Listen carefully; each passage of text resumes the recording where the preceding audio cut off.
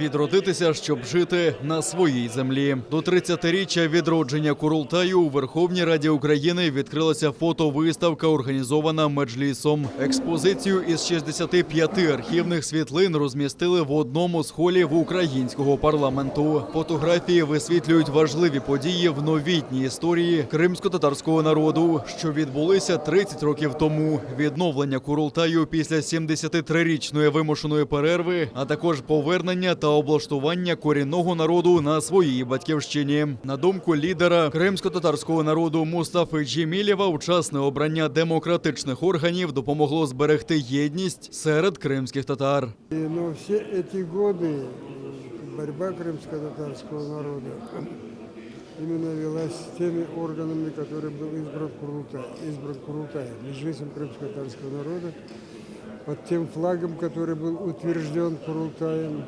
под тем гимном, который был тоже утвержден на этом Курултае.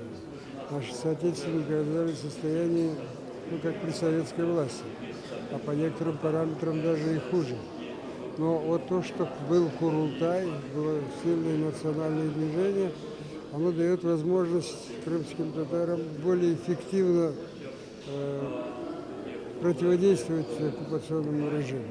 Це огляд новітньої історії не лише кримських татар, а й України, каже голова Меджлісу Рефат Чубаров. Сподівається, що народні депутати, які відвідують виставку, зроблять висновки з помилок минулого.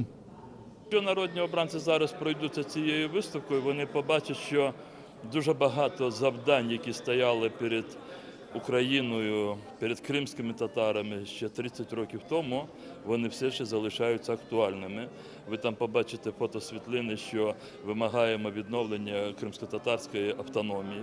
Цього до цього часу немає. Там є вимоги, що фотосвітлини, де вимагається відновлення прав кримсько-татарського народу. В повній мірі ми це ще не відновили і нам ще потрібно приймати закони.